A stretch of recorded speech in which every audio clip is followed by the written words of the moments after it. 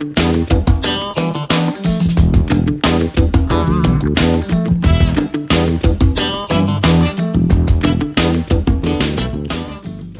everyone. Thanks for joining us today. We're really excited to have you here. This is part of our staple crop series this autumn, talking about specific staple crops and their needs that you might have, experiencing them on the farm, or thinking about adding them to your crop rotations or production methods. So, as you join, we'd love to welcome folks in. Please say hello in the chat. Let us know where you're calling in from, your name, and then, anything that you're curious about, maize or corn or staple crops in general.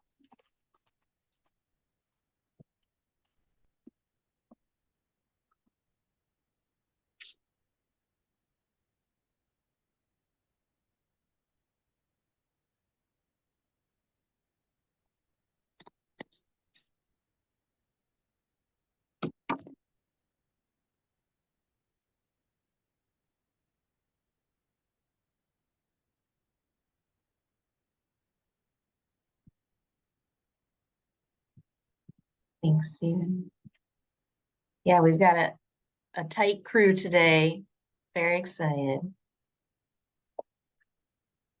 And we are recording this so that if folks are busy in the fields at this particular time of the year, that it'll be available on the Michael Fields YouTube channels after this call.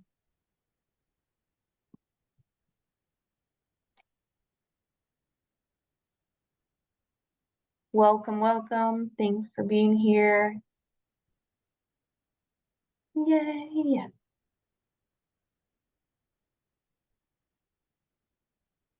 Also, another cue or question, just because it's top of my mind.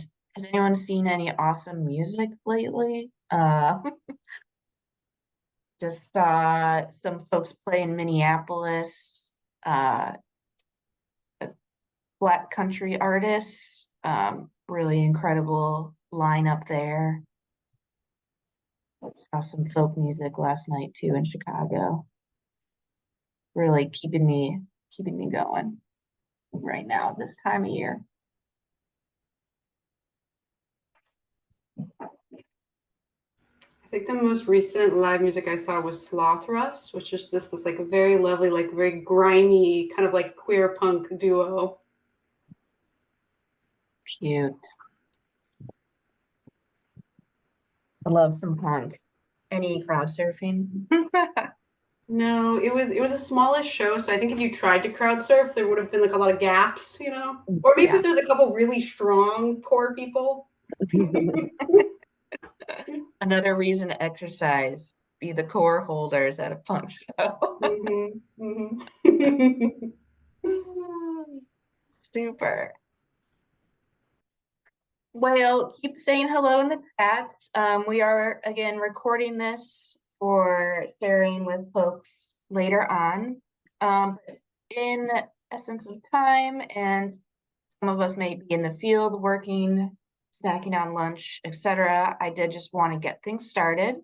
I'm Christine. I'm a farmer education coordinator at Michael Fields Agricultural Institute based in Wisconsin. And we're really excited to continue this series about staple crops, some of the crops that intersect with daily consumption, but potentially aren't being grown in our farms or communities. So pushing access for those types of crops for our farmers. I did want to just check in and say a few things about tech and language access. Language access is critical to the success of the work that we do together, both on our farms and in our community. So if you or producers that you're working with would like or benefit from language support or interpretation services on either these educational webinar calls or in-person events, please send us a note. We did encourage you to request it in your registration for this event, and we do our best to make sure those accommodations are made. You can, because we don't have any live interpretation today for some of our languages. There are functions at the bottom of your Zoom bar. If you select captions or closed captioning, you can toggle to preferred languages for today's meeting. And then also we wanted to just quickly touch on our community guidelines. So in this programming, our project leads are committed to and invite you all as participants to hold the following guidelines. Those are putting relationships first, practicing trust and respecting privacy of others, creating space for multiple truths and norms, notice power dynamics, which is also heard as step up or step back, and also staying grounded in our common goals. So community guidelines can look like standard meeting practices, but also create safe space for us to build community together.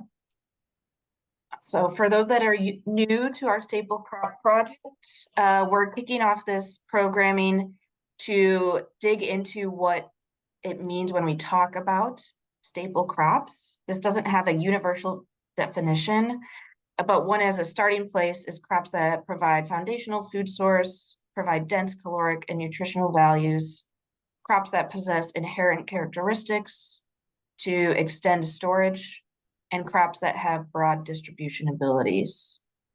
We believe these crops are vital for enhancing food security and fostering economic stability within our agricultural communities that we live and work in.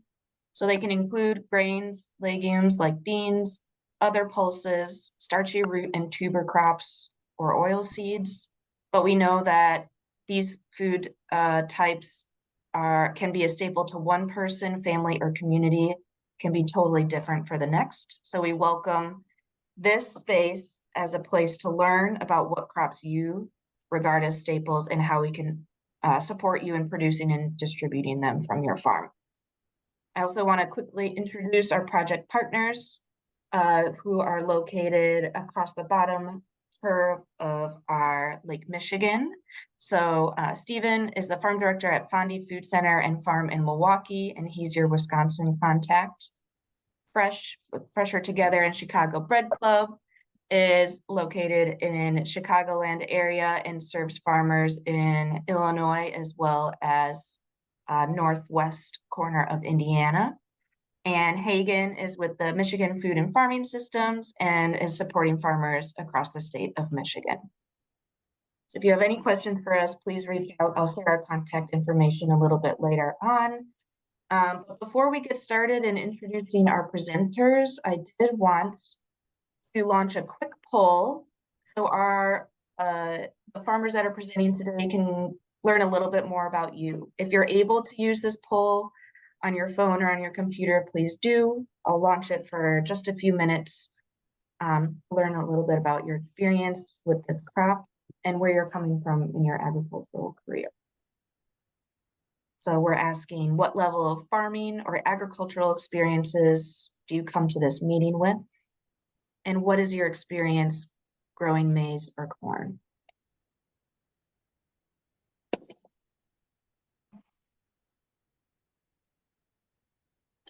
You can also use the chat or come off mute if you're having difficulty with our poll.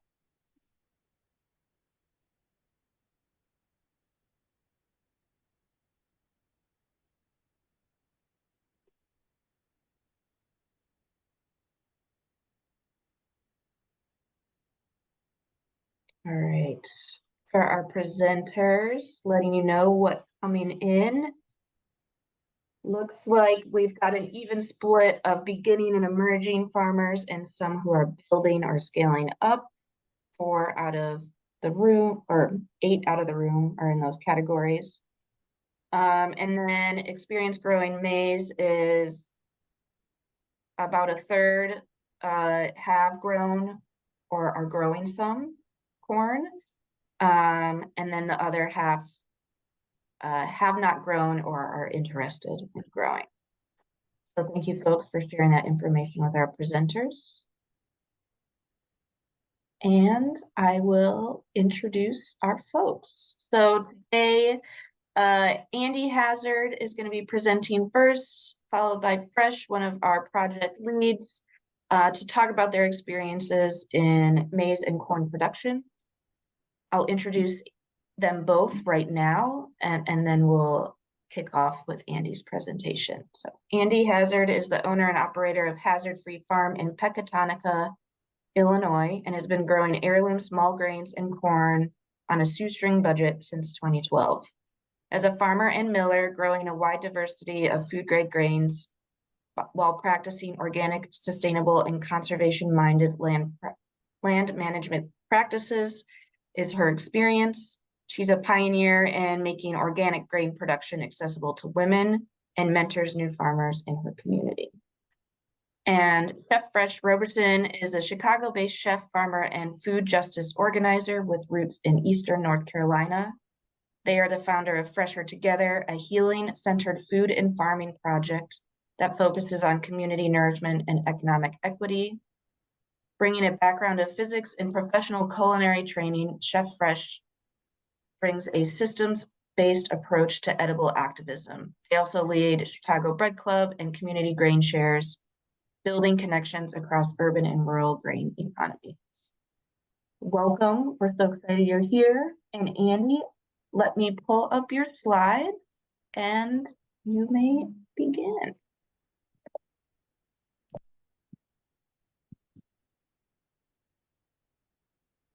All right. Everyone can see it okay?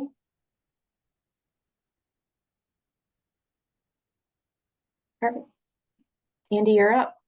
All right. Hey, everybody. I'm Andy Hazard, and we're just going to jump right in. Next slide. So I deal with a lot of different crops, everything from wheat, barley, oats, rye, all that kind of thing. And we're just going to do a quick overview of all the different aspects of that. Next slide.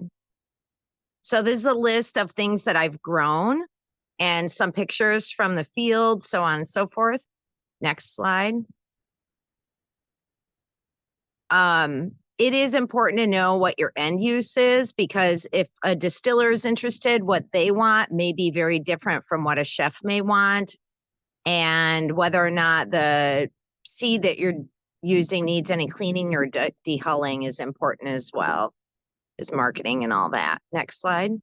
So these are the varieties I'm currently growing. I also, I save my own seed, which is a part of just my personal belief system that I really like to have my own seed, and I learn a lot from it. If you're going to do that, I suggest making really small mistakes. Don't make like 10-acre mistakes when you're getting started. So we can, next slide. I think these are just pictures of the fields, different grains. That first one was einkorn.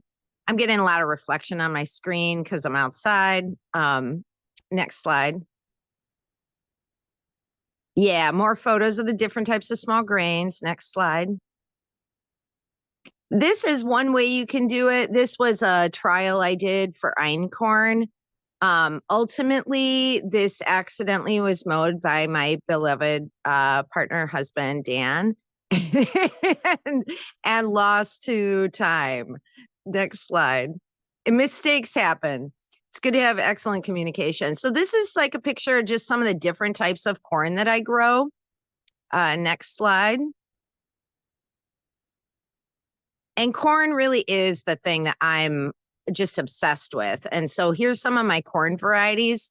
I've done selection on some of these for more than 10 years and made my own crosses and things like that. So once I get into it, if they are starting to change from the original based on what I'm growing for, I do rename them. Next slide. this is, you could start growing small grain just by hand, throwing out the seeds. And I love to remember that we've been doing this for a really long time. Next slide. So when you're thinking about doing this, these are some of the questions that I really want you to think about. And just so you know, I don't own any land, but I do have access to land through my family, just renting it. I personally don't need a lot of income. I don't have any dependents.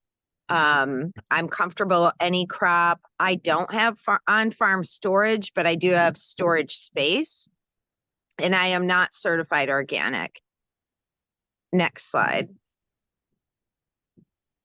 So I think these 3 grains, beans, wheat, and popcorn, are really good ways to get started because it's pretty easy to grow all of them, and you can pretty much hand process them to get them clean enough to do food grade type sales and use. Next slide. There are a lot of ways to do it if you're small. These are, when I got started, I used a push seeder to do the marquee wheat. I planted it in rows and then we hand harvested. You can use that with corn as well. Next slide.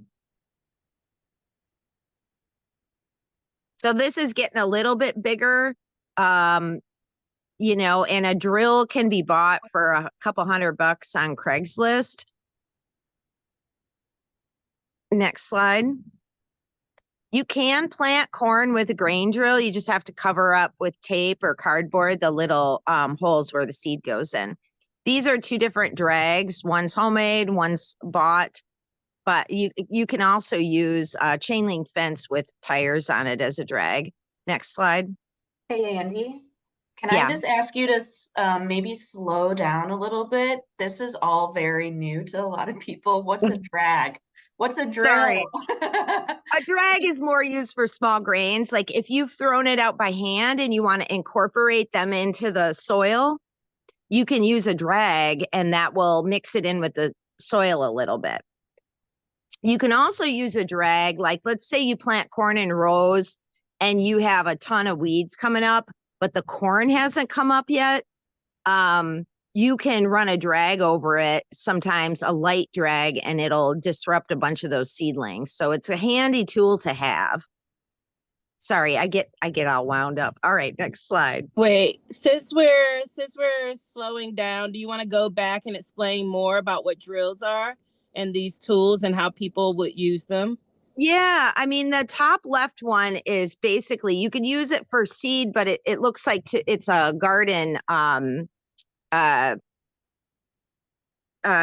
just spread grass seed or whatever, but you can use things like that in order to seed your crop. The other one is a handheld one where you wear it on your body basically, or maybe you carry that one. Yeah. And then it's a hand crank. And then the bottom one is a push seeder. And you can get those used or new. They're around and they have different plates. And if you want your corn spacing further apart, you can cover over some of the holes in the plates with a little piece of tape. And we've done that a lot, to get custom seeding rates and stuff like that. And that's important just to say that spacing for grain crops helps it grow up in a stable, like a strong stand, so it supports itself against others, and it helps manage weeds, particularly with corn, how far they're spaced apart. Yeah, and if you're going to try to rototill in between your rows, if you're doing small scale production, make sure to figure in how, wide you want everything and measure everything out real carefully. We grew a lot of corn for seed in basically like a 4.5 foot wide raised bed with 3 rows of corn in it. So it was a little bit closer than normal. And then I used a really old fashioned push hoe, rolling push hoe type thing that they were antique. And this particular one, you just flip them upside down and it's got a little cutting bar on it and they worked wonderful, but you got to get in there early, right away, like immediately, or the weeds get too big and it doesn't work. So now this is once you get into tractors, different types of tine weeding for weeds, rotary hose, and that bottom right one, I think is a 4-row corn planter. And it's very important once you get into field planting, are you going on, if you're getting smaller scale equipment, so you can look up right now, it's New Idea 2-row corn planter. They come in 2 widths, like a 36-inch, I think, and a 30-inch. And however you harvest needs to be lined up with how you planted. So don't buy a 36-inch row planter and then hire somebody to come pick your corn that has a 30-inch head. It's going to be problematic. Make sure it's all lined up the right way, the right width. I love this photo. And using old school tools and horses and stuff is all very interesting to me and something I'd like to experience in my lifetime, farming, of using more animals and just doing some things by hand well, learning how to do it really well to understand how to do it. So this is what I call the hillbilly thresher, the 5-gallon bucket with a hole in the top. You throw the grain in. I've got a little chain and a rod in my drill, and it works really good to thresh seed if you're harvesting by hand. Next slide. The top picture is a picture of a piece of equipment from China or Asia somewhere that I always thought would be really probably not too bad to make. It looked kind of like a chicken plucker. The bottom one is a pretty fancy corn dehuller or corn sheller. And you can get these in hand crank versions. I have a hand crank that we switched over to a little motor. And that's how I shell all the seed corn that we use. And they're a couple $100. Again, like Craigslist is your friend. Also, any antique engine shows, steam shows that, you can go there and find equipment and, get names of people. And this is all different ways of harvesting different grains with different small machinery. The bottom left picture is my dad driving our tractor with his, really, it's like a 60, 70-year-old piece of equipment. It was a John Deere 30 small grain combine. And I used that for many years until I started getting into the all crops. And then the bottom right-hand picture is how I currently harvest my corn, which is I hire my brother to harvest my corn. Actually, he does it for free, but I probably should throw him some bones. Next slide. This is just a little bit on the disease end. Do monitor for disease and be aware of it. And you can see the color difference of the, fusarium kernels on the left versus the heavy, nice kernels on the right. Again, with ergot and small grains, it's a thing. Just remember those witch trials. And the kernels will turn dark black. They'll be elongated. And usually it's just weather related. Some years it's worse than others, and some years you won't see any. Next slide. Just a few more seed-borne diseases. Smut. Actually, if you're growing corn and you do get smut on it, it's edible. It's very good, and it's a delicacy. They can it and use it quite a bit, and I've eaten it. I love it. Next slide. So in terms of storage for corn, I know I've heard around the thing that this is a thing for people. It can be challenging. I have found that using those moisture hanging bags or those little plastic cup things with the pellets in them, I dropped those in the bottom of 55-gallon drums and then filled the drum with my hand harvested seed ears. And that seemed to work really well. And I had those drums sealed. I checked on them through the winter. Oh, good job with the hula coche link. You can also braid the ears and hang them You can store them in paper bags or loose in drums. I've got a couple other pictures in here around that. One of the most important things you can do is to use pheromone lures. And there will be a link for the company that I get them from. And I just use little fly strips, the round ones. I shoot the lure, I pull it out a little, shoot the lure in the top, let it drip down through it and pull it out. And the smell is enough on it that it will draw them in. And that's a really cheap way to control the miller moths. Next slide. The sun is kind of shining on these photos, but what you're seeing on the right is corn. I can't remember the name of it exactly, but it's it's like a rotary cleaner. It basically just has screen on it, and you can run the corn through that and it will take out all the dust, any little pieces, broken kernels, all that kind of thing. And you really want to try to, if you have shelled your corn, and you want to store it, it's really good to get the shelled pieces out, anything that's broken, because those are going to get, they can harbor moisture, they can harbor disease and mold. Yeah, there you go. And then I think that left-hand picture is me maybe unloading the dryer into that little rotary, and then it's going up into a bag or onto the gravity table. Next slide. So when I started, we happen to have a 2B cleaner, which is in the top left. They're antique vintage pieces of equipment. You can still get parts and screens. They're mainly made of wood and they're very easy to operate and repair. Bottom right, I think it's a bigger clipper, probably like a 4 screen. The little clipper only has 2 screens. And you can do a lot with one of those. Next slide. So here you can see they have braided their corn and they're hanging it outside to dry.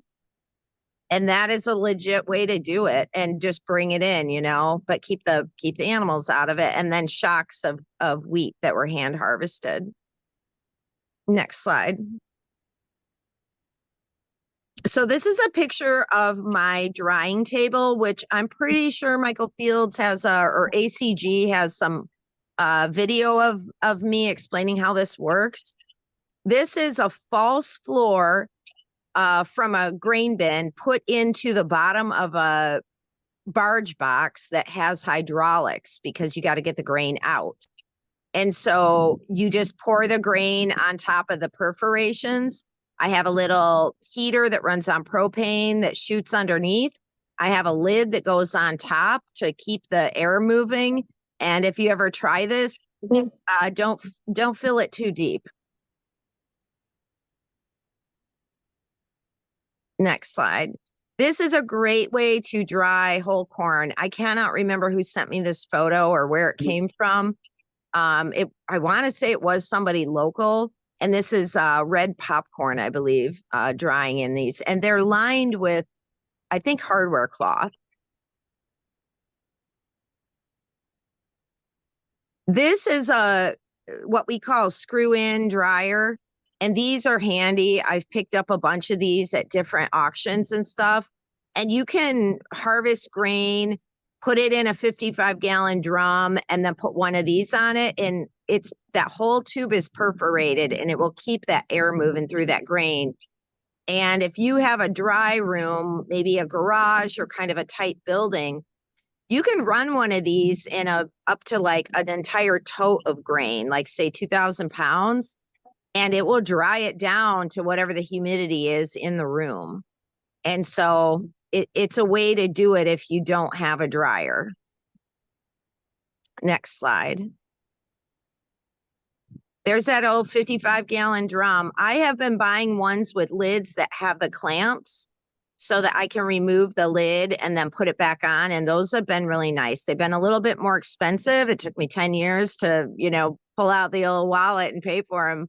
Up until then, I bought cheap ones and just cut the lids off. Those totes are really nice. Make sure you get at least I like them with a baffle on top, which is a way to get the grain in the top, and then a baffle on the bottom. Be very careful with those totes. There's usually an outer string and an inner string. Don't touch the outer string, because if it becomes open, you can't stop the flow of grain. It will all just come out of the bag. It's just too much weight and pressure to control. And then the bottom right there is an old gravity wagon. These are what we put the corn and the grain in when they come in from the field from the combines. Next slide. So this is testing, processing, and milling. So I send everybody tests different ways. Go ahead. You want me to keep going? Okay. Yeah, keep going. So tests can be kind of expensive. And so I usually call, especially with small grains, and ask them what to test for. You could test for aflatoxin, fumonisin, DON, and zearalenone every year, but you don't have to, because if they're not present in the environment, then there's no reason to test for it. And they always know what is what. So those are the tests that the grains need. All the stuff on the right-hand side is additional testing if you're selling to someone like that's baking bread or needs it for a specific purpose. And this is a whole nother thing. Grain testing is a whole, we'll just touch into it a little bit here. Next slide. Well, can I pause you really quick, Andy? Sure. Yeah, and we can share more resources about testing, because it can get really complicated and expensive. But specifically when you were talking about corn, what diseases will you be able to identify in the field before harvest versus like later that might appear in storage that you got to be monitoring? Honestly, I haven't really had any trouble with corn, because I did my first couple years and it was just mold growing on it, because the ears, that was heirloom corn, the ears wouldn't go down in the fall. And they would catch the water and then they would mold. And so I just started selecting for downward facing ears, right? And so after a couple of years of doing that, it totally changed everything. The crops got a lot better.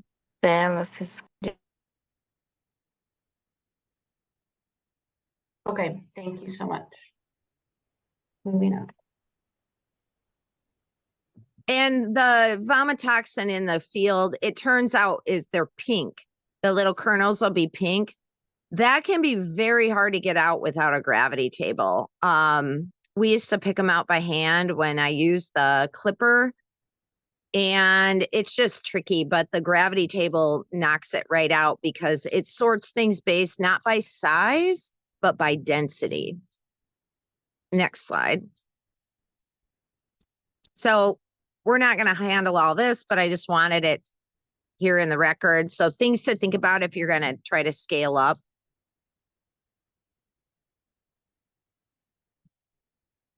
And then packaging, like how are you going to package it and what are you going to do and all that kind of thing. And definitely, if you're going to sell food grade, you got to have a magnet in your line.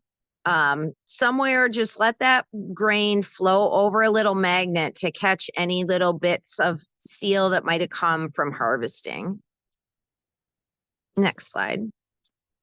Yeah, thinking about all this kind of thing, if you're getting bigger or thinking about getting bigger, barcodes and inventory, all that kind of thing. Next. So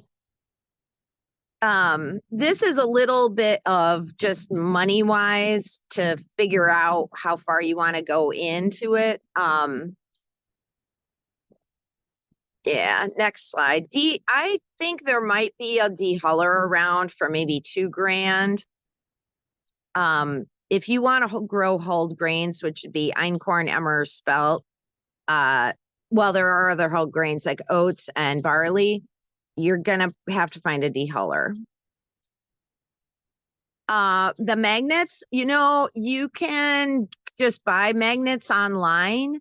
And all you need to do is just let the grain, like let's say you're selling whole wheat berries, just pour the grain across the magnet. That's it. And anything that's in there, it'll pull it out. And on the milling machinery, on the left is a mill. There's a magnet as it comes out of that funnel and it goes into the mill machine. It runs across like a little 2-3 inch magnet to grab up anything before it flows into the actual stones. And then the piece on the right, that's a sifter. That's the exact sifter that I have. And the other thing that's in the bottom right-hand corner, that's the sewing machine. If you have paper bags, you got to figure out a way to close those babies. So sewing machines are handy. Next slide. There is a lot of additional equipment. I did pick up a spiral separator, which has been really handy. I don't use it all the time, but if I have something round that's the same density as say wheat or oats and it's mixed in with maybe it's a seed or something, that spiral separator will take that out. Or you can separate like soybeans from your corn with something like that. I do not have a barley pearler. I do not have a dehuller. I do have a roller. No debearder. Color sorters are really expensive. But if you have contacts with like a seed company, sometimes they will have a color sorter and you can sometimes use theirs. I don't have a destoner. I don't have a bean polisher. I don't have a bagger. Bean polisher it's always one of my dreams is to get a bean polisher.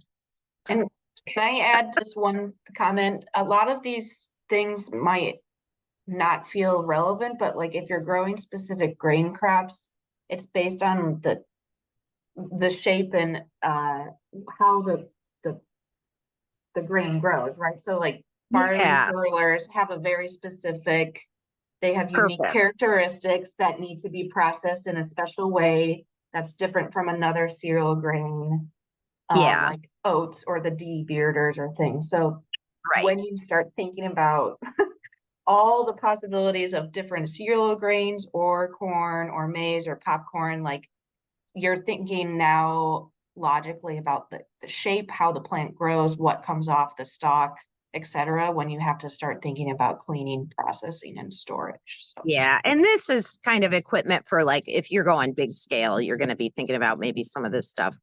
I'm at like 30 or 40 acres and I'm still not thinking about that stuff. Funding. So one of the big things that changed in my operation that helped me get bigger, I got a grant from Frontera and I used it to buy a gravity table. That made huge changes in my operation. It was around, well, by the time we got the whole thing done, it probably was like 15 to 17,000. But it just made everything better. It just allowed me to take it to another level. I also received a value added producer grant, and that was helpful as well. But that is, for me at least, was a very challenging grant and had a lot of hiccups in it that didn't come out until after I received the grant. So, you know, I highly recommend if you could pull it off, you know, do it. You can have things cleaned on contract. Up to recently, I have been cleaning things for people on contract, but I've gotten so busy and so behind myself that I have had to start telling people no. And I feel really bad about that, but I also just need to maintain my own sanity. I also funded myself with credit cards. I don't recommend doing that. Try to stay away from that if you can, or be really on it, you know? Get creative and work your networks and involve people in your process and your project that, you know, will maybe encourage them to like donate a little bit of money or buy something or help you with it somehow. Next slide. There we go. So I just added this because oftentimes we're presented with opportunities for government funded grants. And I know, Andy, maybe you can speak to this specifically, like for your acreage and scale, maybe you have found NRCS grants more accessible, but there are funding streams available for farmers specifically in operating loans, ownership loans, and storage loans, especially when we're talking about some of these grain crops. But they can Yeah. be tricky to navigate, and it's helpful to have someone go alongside the process with you. So just flagging, that's kind of what we're here for, if that's a need. But depending on what place you are in your, farm journey, it could be a later down the line opportunity. I don't know Yeah, if and you I want to think share. Yeah. I think it's really wise to go ahead and try, even if you're like, I can't really afford to get capital or I'm not there yet, go ahead and build a relationship with a banker. Like get in there, get a small line of credit with them, even if it's $1,000.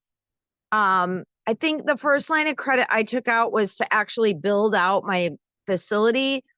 And I didn't have to do it, but I wanted to build a relationship with them. And I wanted to go through the process of what it's like to get a loan from a bank. Cause I had never had one. I only have ever had a student loan, which I paid off this year at the age of 50. Which is very, very exciting. So yeah. And I have thought about a facility loan because I still don't have on-farm storage. I store grain on farm, but it's in totes. It's not in grain bins. And I really could use some grain bins at this point.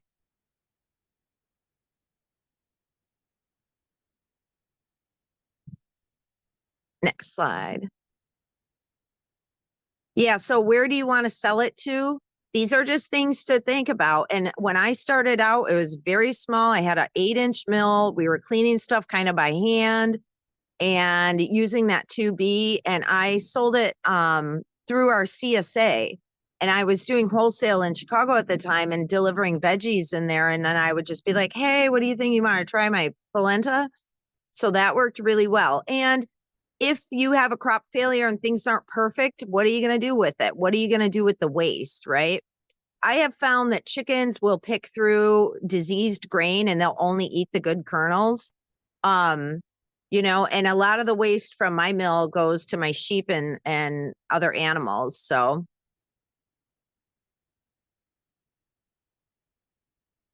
this is a little bit about the packaging thing. That's the first bag, right? Just a paper bag. We wrote on them and it worked fine. And then you get going, you start getting labels and so on and so forth. We didn't stay with that window very long because it just was a little not sturdy enough for me. And then after we went to plastic, and these are paper bags, excuse me, like 25-pound paper bags. I only sell in 25 pounds because I'm small and I don't want to carry 50-pound bags. Next slide. For a long time, I did plastic bags. It really bothered me. It made me sick to my stomach. And I finally have moved away from them. And I ultimately want to find a paper compostable bag that I can run directly through a printer. And then I have a packaging machine now. And so I'm trying to figure out how to get some suction to open the bag because these particular bags can't easily be opened with your fingers. But yeah, I am packaging in paper now for the most part. And I did farmers markets for a while in Chicago, and that was a really good experience. Just getting up and running and creating some, name recognition and telling people all about the different crops and so on and so forth. Next slide.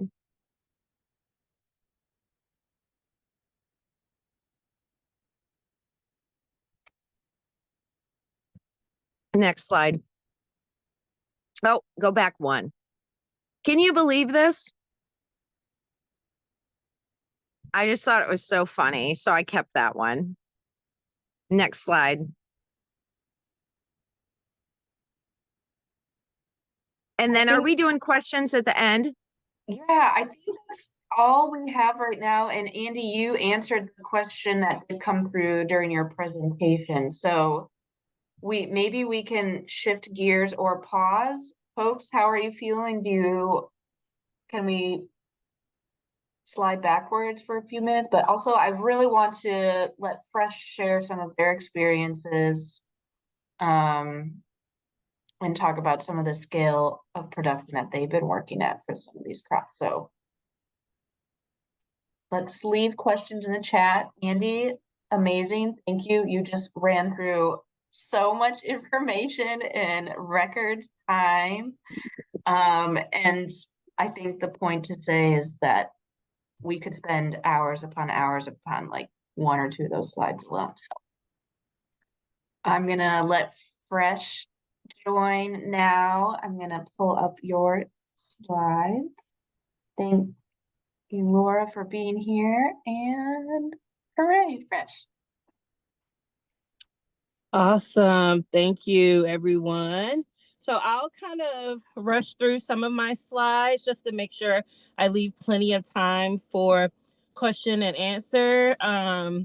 This is just, I thought it might be helpful to just introduce who I am and just as far as scale. So I started urbanly on an incubator. So I was farming a little less than 1/10 of an acre. And then for the past 2 seasons, we've been farming rurally, so about 90 minutes south of Chicago. And then our land there is a little over 3 continuous acres. We have about 5-ish total. But we've been still farming much less than that.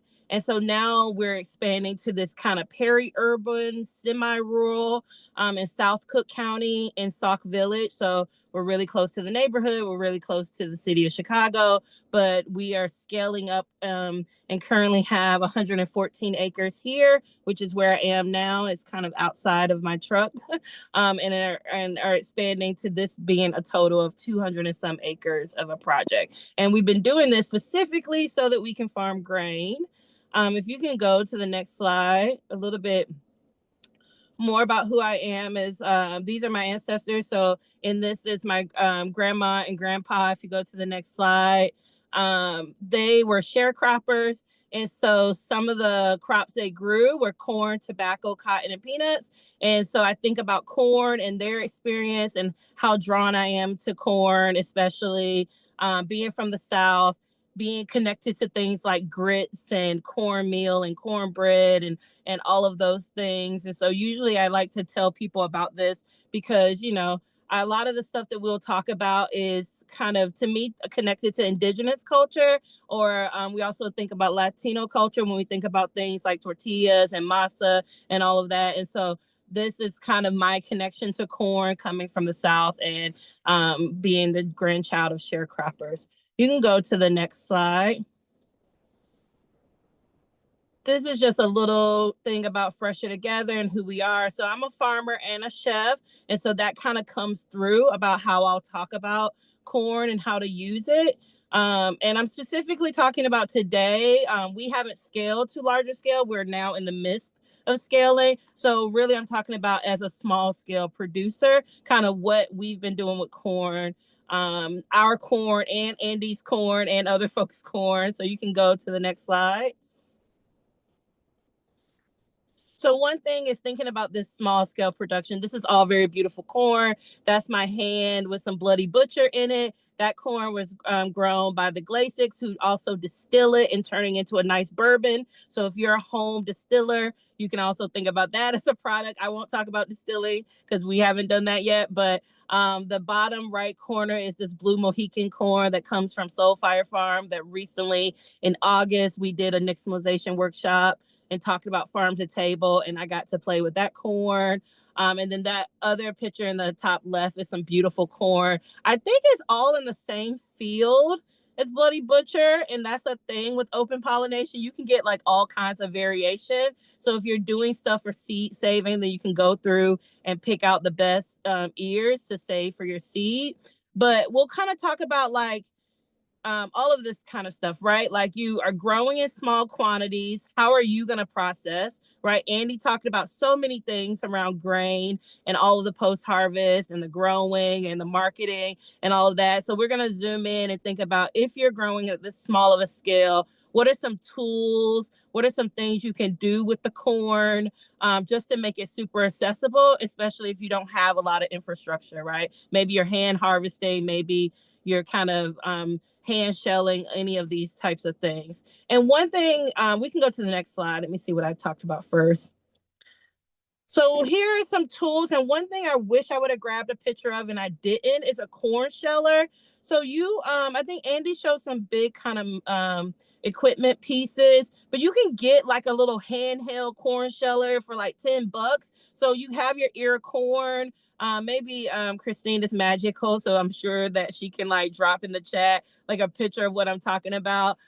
This piece of metal that you can put the ear of corn through and knock off all the kernels. But there also is one where you can kind of feed it through, so you can feed multiple ears of corn through one at a time and see how to shell it. And then you have like your ear of corn and all those little kernels off of the ear. But here's just some other pictures. Like we use this is our cheapest one that we have, this little tabletop stone mill that is the picture all the way to the right. That's something that's like the very small mini version of Andy's big mill. So it's two kind of stone slabs that kind of, depending on how close and how far apart they are from each other, you can take your corn that you've grown and you can like put them kind of far apart and turn them into like a coarse corn grits. Which I love to do. So in that picture, we're milling some of Andy's corn actually and turning it into some grits. And you'll see a picture later what we did with those grits and put them in some mutual aid meals. Or you can put them really fine and turn them into like a corn meal or or like any of that kind of stuff that you want to use, which we also have done with some of the other corn to like bread some catfish or any of those things or to sell it.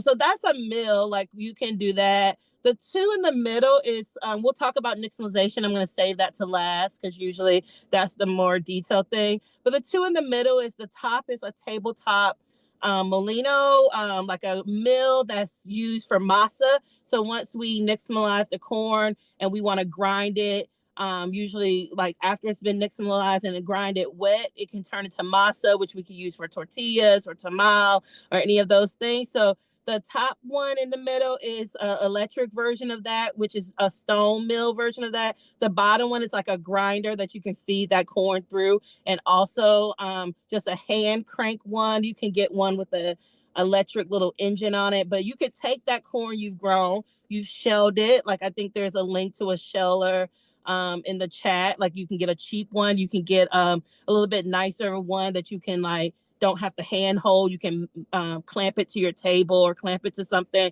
and feed it through, or it has legs sometimes that maybe you can get for less than $100 sometimes.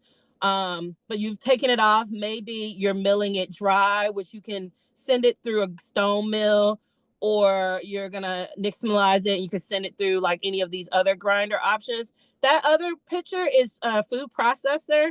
I am a big fan of stone milling. We could talk about all the benefits of stone milling, but you can really throw this in your blender, right? You can throw this in your food processor, whether it's dry or wet. You can kind of think about coffee, grinding your coffee beans. You can make it work with what you have.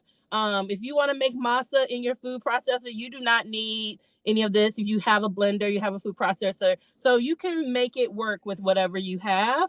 And I'm happy to talk more about that kind of stuff. So let's keep going. The next one. Or you can get it off and you can have popcorn. So there's a farmer years ago who was in the city, and she was growing a lot of Asian center crops, but one thing she grew is corn and she made it into popcorn.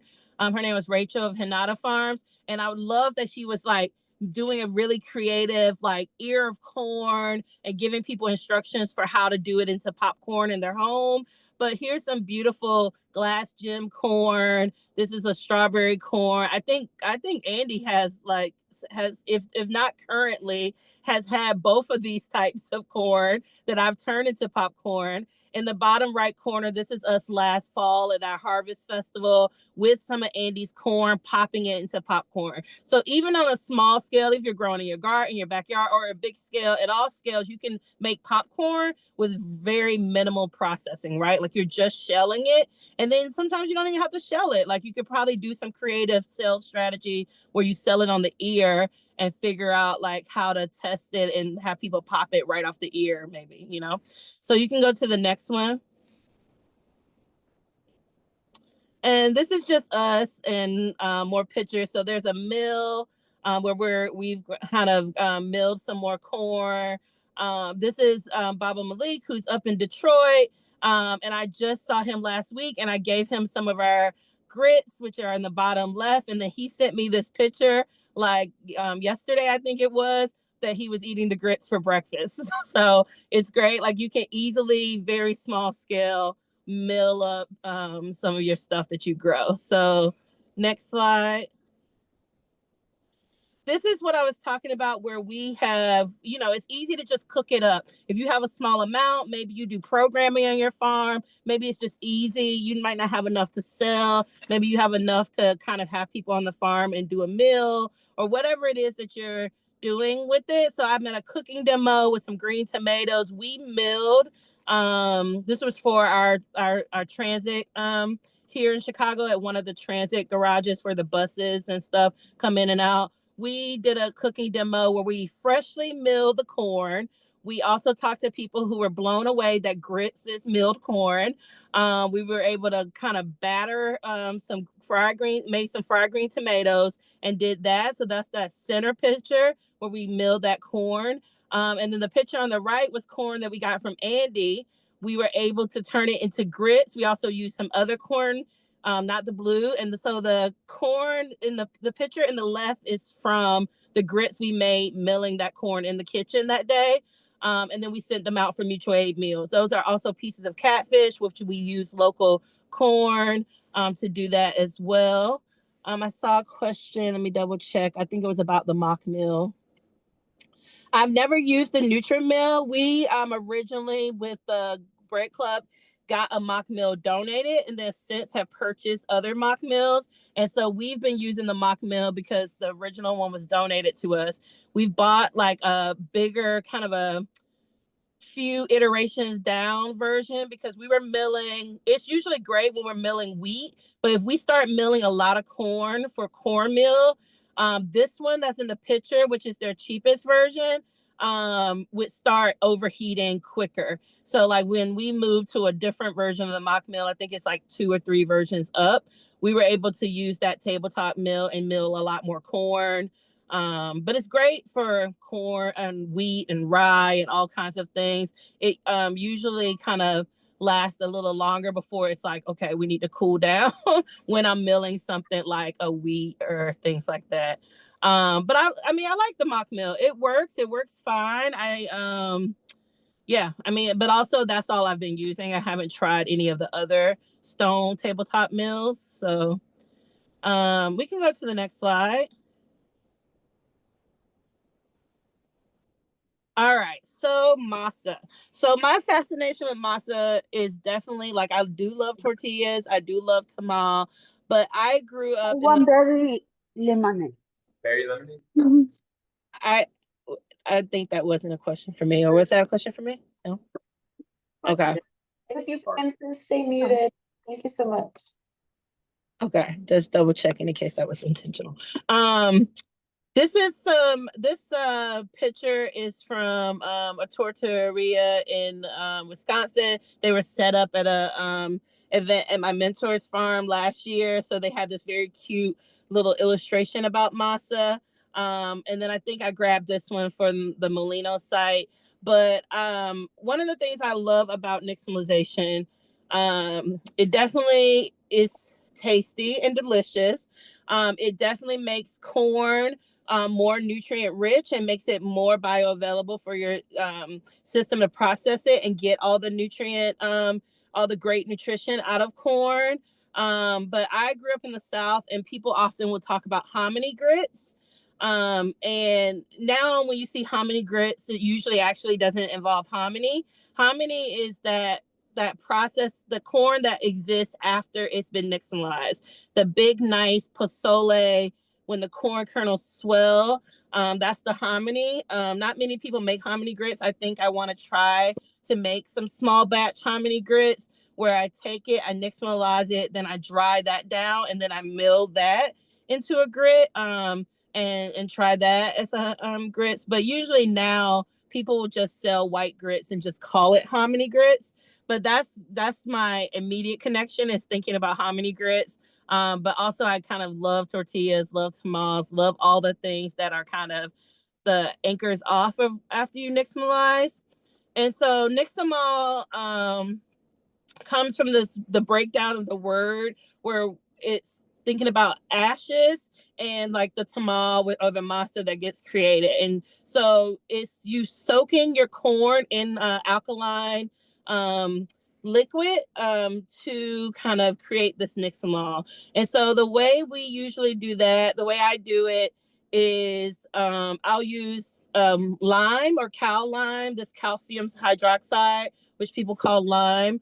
Not the lime, like the yummy thing that you put on your tacos later, but it's a white powder that you can buy or you can get.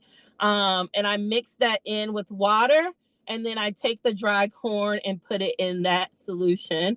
I bring that to a boil, and then I let it steep and soak in that water. And so different people do it for different amounts of time.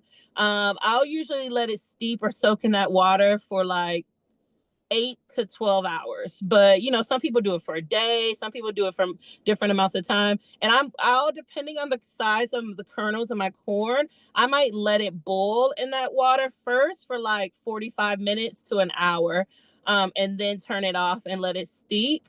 You can kind of test it. I don't have any pictures. I meant to put some pictures of a lot of nixtamalization that I've done.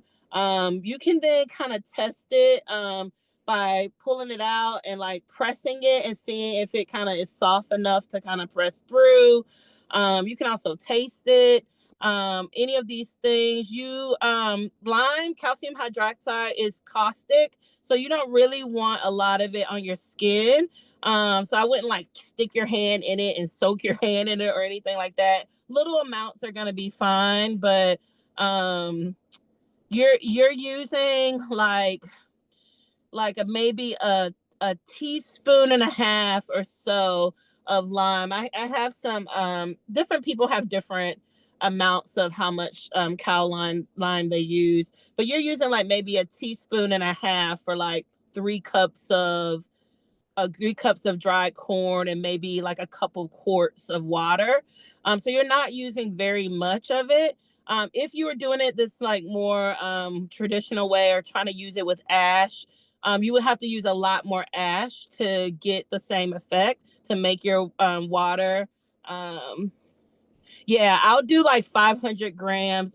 Christine put in the chat that it's a weight ratio. Usually I'll do like 500 grams of corn to maybe like 5 grams of a cow lime, of the lime. But I was just with folks in New York in August, who her parents' ratio was very different, and they have been doing it all their life, and they have so like I know everybody kind of has their own different ratio. Like their ratio is very different. I think they use way more lime than me. So it just depends. You find one that you like and you try that method. But then once you have that corn that has gone through this process, maybe you've soaked it overnight, maybe you don't like. They also mentioned that they didn't like theirs to get as soft. They like theirs a little more firmer. So she didn't soak hers as long as I soak mine. But you can soak yours all the way to the point of softness. We made a beautiful wild rice and blue Mohican corn salad out of just that nixtamal. We after you soak it and you're ready and you're done, you can rinse it off. It's a balance. Some people like to rinse a lot of the skin and the film. There's kind of like a film after you do that nixtamalization. Some people will rinse all of that off. Some people, it's a balance of trying to rinse that off but not take too much of it off. I like to rinse it off but not take too much of it off. It has a great flavor. I think Nixtamal corn has a great flavor. But yeah, so then you rinse it off and then you can use it. And so for me, I think about using it in ways like I love pozole as a soup. So I love using it that way. You can just stir fry it up. We used it in a beautiful just corn salad with nixtamalized corn and wild rice last month. You can make corn nuts, which is another thing I'm about to venture into. Of course, you can then use some of those tools I showed a few slides ago to like grind it down or put it in your food processor. And if once you nixtamalize the corn, if you're taking it to masa where you want to use it for tortillas or something, sometimes you're going to need to add a little bit of water depending on how your corn is and how far you took it. But you can food processor or blender it up if you want and make it into balls and press it out into tortillas, or use it for tamales, or use it in whatever way you want, or season them up or fry them up or bake them and make corn nuts or whatever you want to do with that. But that's the process of kind of making the nixtamal.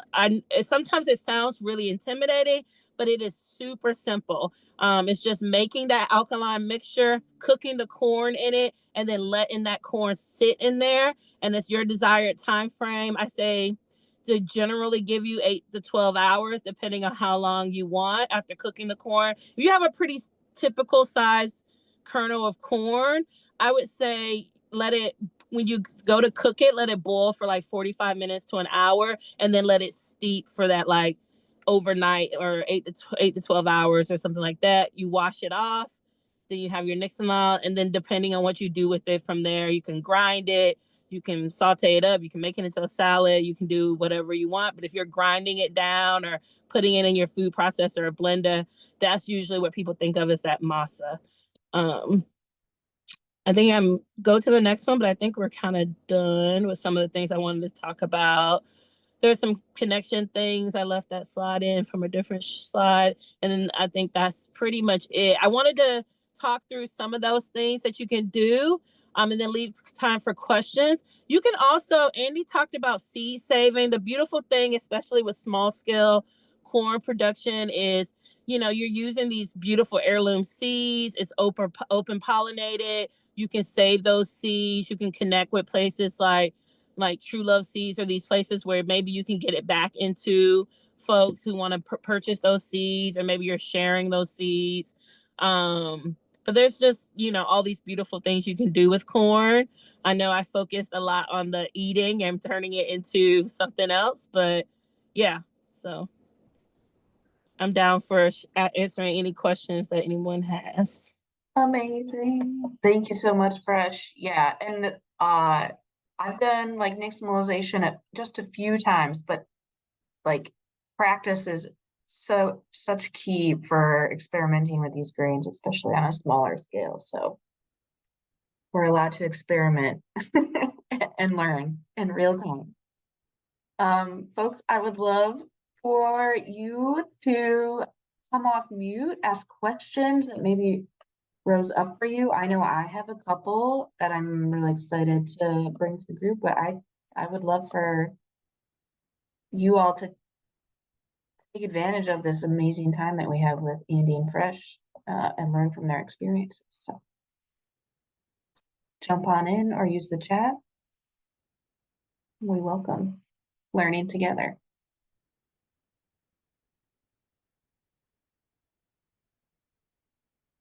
We've got some hand claps, that's good. Maybe if people are feeling shy, I might kick off with a question that I had specifically about variety selection. So I know, Fresh, you mentioned like you got specific grains from Andy for popcorn, but not all corn can be used for those end uses. So I think maybe both Fresh and Andy, could you answer the question, like, how do you investigate, learn, and save seed for specific varieties for specific uses, such as popcorn, milling, grits, or hominy and masa? Do you want to go first, Andy? Fresh, I think you should just take this one, and then I'll I was jump in gonna. at the end.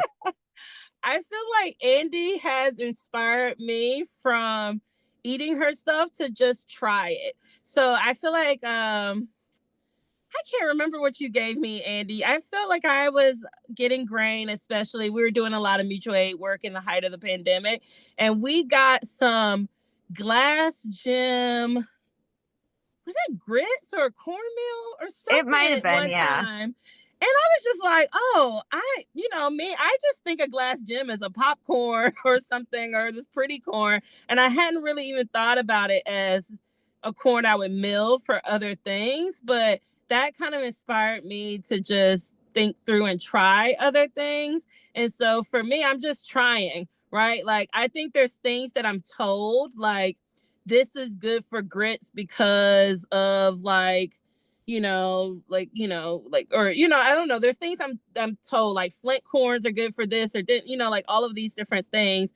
And I'm I think I'm just playing with it and figuring it out. And then, we went to a thing earlier this year in May around tortillas and nixtamalization, and they're doing like all these trials and playing with different varieties to be like, which variety makes the best tortilla, and like trying to define what a good tortilla is, and then like which corn you want to grow for that. And so I think I don't have an answer to this question, I don't think, but I'm just playing with stuff more so, and trying things out and seeing what makes good use. Like, I know that what's that one you grow, Annie? The Floriani Flint. Floriani.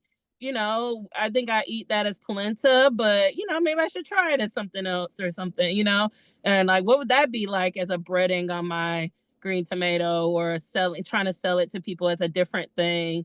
So I don't know. I'm just playing with it. Like, I feel like people tell me certain things, and I'm trying to both be like, oh yeah, that's probably right. There's a lot of reasons they probably played with it and figured out this is a softer one, this is a more firm one, this one has more protein or whatever. I don't know. But right now I'm just so new to it. I'm a baby in this world, and I'm just playing with it and being open. I think as a rule of thumb, when you think about popcorn, that you'll notice the kernels are really clear, and they're not opaque. They don't have any flour. So those are the highest protein. And so that's your high protein. And then a step down would be that Floriani Flint, where it has a tiny bit of flour, but it's mostly protein. And then you get into like dent corn, which is, we're all familiar with that. And then you get into flour corns. And if you're going to get into flour corn, I find that storing flour corn, it's the bugs love it. Like, they are just like, we love it. They love it. It's easy for them to get into. So if you're going to be storing stuff, just keep in mind, like, the flour corns are harder to store for a longer time. And to that end, just depending on, like, if you're working with a distiller, they might be like, popcorn is not going to distill well.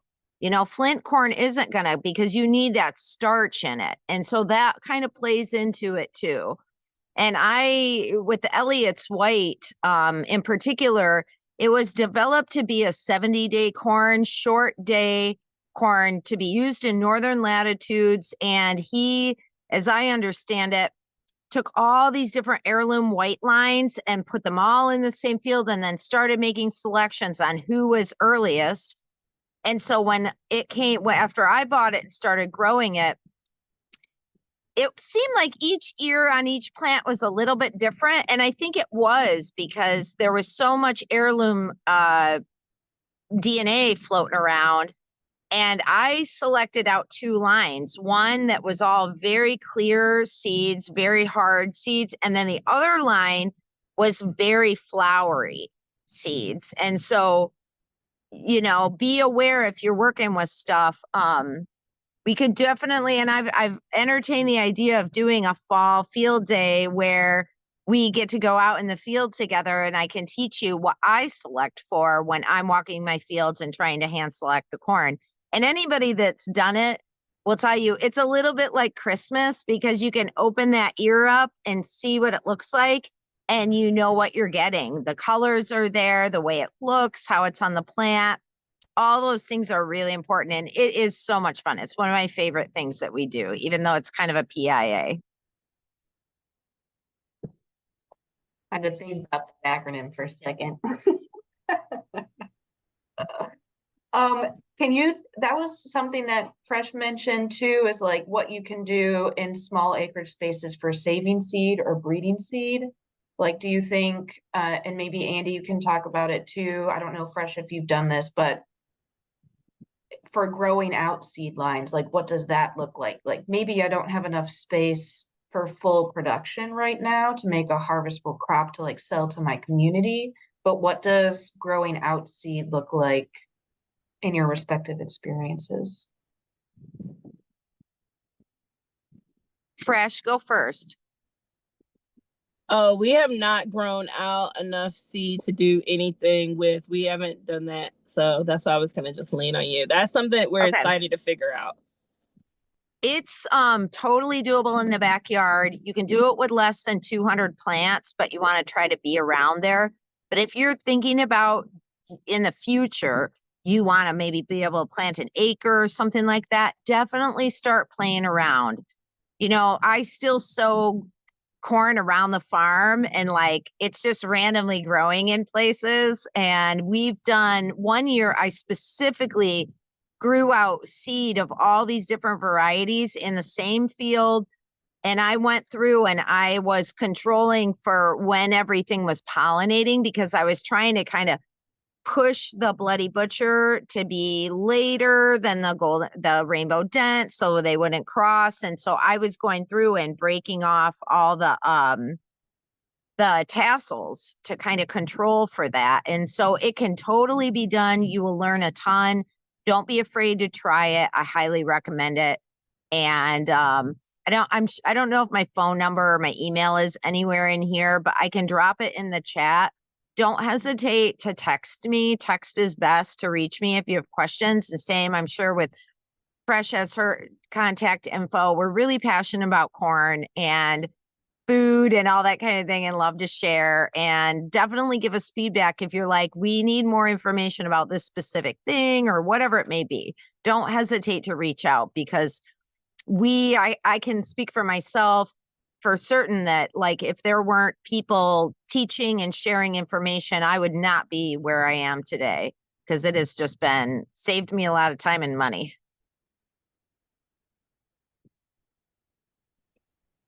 Ditto. I'm grateful because I think Andy's like is gonna be helping me so much as we try to scale and grow and like having mentors and having people that will like just easily share knowledge with you. I think there's so many folks who are doing this, who are probably growing varieties that folks on the call might be interested in, who are so willing to just share what has worked and what hasn't worked. And yeah, so. And I think in general, corn is really easy to work with breeding projects and selection because it's so easy to see. It's not like you're not going to go through 10,000 oat plants and look at each plant and be like, how are you growing? It's just not as doable. Corn is just in beans too, so easy to work with. And if you're getting started, popcorn is wonderful because it's easy to grow. It doesn't have a lot of disease issues. It's easy to store, all that kind of thing.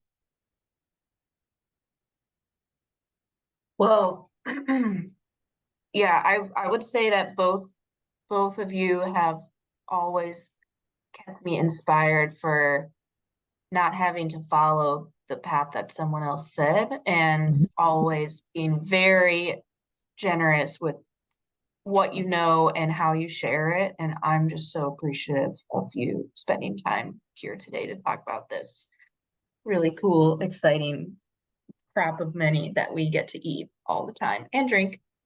Yeah. Andy also has works with a distiller. What is it? 7 types of corn in one Yeah, they did beverage? a Yeah. distillation called Hazard 6, and they use corn, soft wheat, hard wheat, oats, barley, and rye. And it turned out really nice, and it's been very exciting working with the distillery. I really love it. And so you can go. It's Barnstormer Distillery. They have tastings, they have food, they have music. Yeah, they've been fantastic. Well, folks, we're approaching the end of our time. If there's any other questions, please bring them up now. And I'm dropping in the chat a few opportunities to hang out with these amazing people in real life. Andy's hosting a field day in partnership with American Farmland Trust in early October.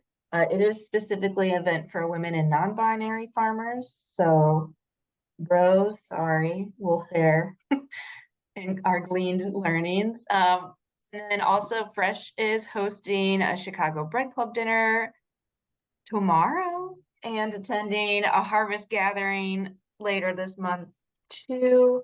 And you can continue these conversations in real life if you want to then. Yeah, I forgot to plug that, but if you are in Chicago or nearby area, in back of the yards, I think if you go to our Facebook or something, you can probably find it. But there's gonna be a black bean chili that has local black beans in it. There's like cornbread with local corn, and there's gonna be ugh, I'm trying to All think the now. My good brain. food. There's gonna be a yummy pear dessert with like local grain in it and all kinds of things. And then on Saturday, I am going up to that harvest gathering that is in Wisconsin, and so they're gonna definitely be doing a lot with corn. Like I think corn braiding and nixtamalization and all kinds of thing in this indigenous space. And I think there's a yummy dinner attached to it. So if anyone wants to tag along or meet up there, feel free to reach out. Super. Well, we have a question in the chat, and I think it's a perfect kind of closing to this conversation. And it's, if you're brand new to grains and growing in an urban space, what's the best start? I'm sure there's multiple answers to this, but I would request This is one definitely from one each. for Fresh because I don't grow in an urban space. I was going to double down on Andy's recommendation of popcorn.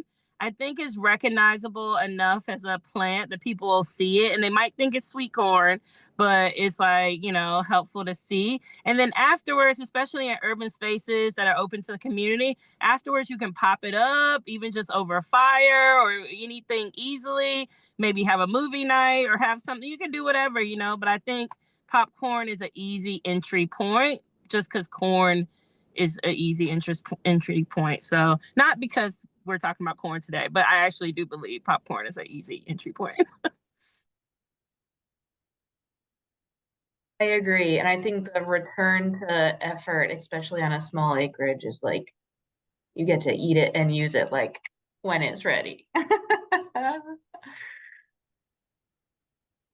Planting recommendations, LaShawn, I think that's up to the space that you have. Most corn is what, 3 inches by 12 inches is best spacing in smaller plots. So 3 inches between plants, 12 inches between rows.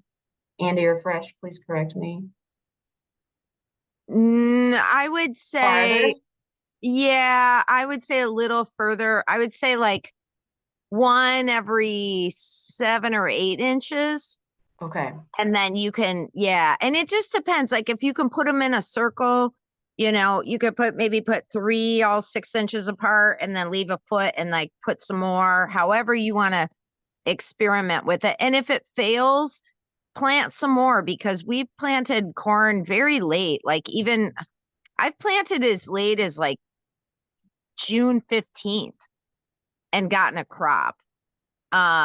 So, you know, if it's not working for you, the first one or something eats it off. Be careful though, if you're in an urban area, because everybody loves corn. All the creatures, all the animals, everybody loves corn. So you might want to have like a little cage around it or something like that. Yeah, I will say that I agree with everybody in the city. He loves corn, and the squirrels or raccoons, I don't know. Some of them are farmers because they will wait perfectly timed. They won't take it early, they won't take it late, but they know right when to take it, and then they'll take it and go. As far as the minimum, I saw LaShawn ask. I used to always get told that you had to plant it 4 rows deep, but I feel like with the circles or different things, I don't know. I would just experiment a little bit because I used to always believe that I had to at least have it 4 by 4 or like, you know, a certain amount for it to pollinate right. But sometimes it just seems to work. So, Andy, you probably have more to say on that.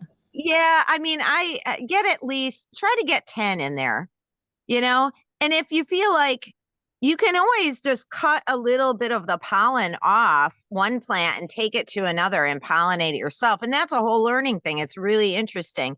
The other thing about popcorn is that popcorn can outcross. Popcorn has really slender silks, and normal other types of corn, the pollen is too big to get down that because each kernel is separately pollinated by that silk. And so you can grow popcorn, you know, with other corn and it won't cross with it, but it can cross into your field corn. But it usually doesn't. Popcorn tends to be long days, so it's like 110 days, so on and so forth. So it's usually not on the same thing. And I grow 5, 6 types of corn, heirloom corn in the same field right next to each other. And I pick the prevailing wind and I do the earliest one first and I do the latest one last from north to south. And they do cross a little bit, but when I'm going through the field hand harvesting that seed, I'm looking at that plant. I can see if it's been cross-pollinated. So I don't really have a problem with it. I know they say you have to half a mile away or whatever. Don't worry about it. That's my advice. That's amazing. I love that technique of the wind and the timing. Forget about all the other factors. Yeah, Yeah. it's beautiful.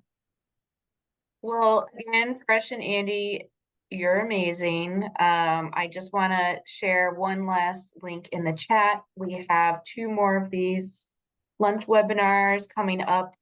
The next one is at the end of October. We're going to be talking about perennial fruits and market opportunities for those, or perennial tree crops, if you will. And then in November, having a big community conversation about collaboration without headaches, what that could look like amongst organizations, multiple farms, etc. So I put our landing page for this project in the chat, which will eventually begin to populate the recordings from these as well. A few weeks ago, Stephen hosted rice production in Wisconsin, and that was amazing. And we're just putting the final tweaks to that video to put it up online. So please stick around and join us next month. And yeah, bring questions. And always, I encourage you to reach out to our presenters, reach out to us. We are aim to be as responsive as possible to your needs and what you're hoping to learn. We can't make these webinars useful unless we know what you need. So we're really grateful for this community. Thanks, everyone. Have an amazing day.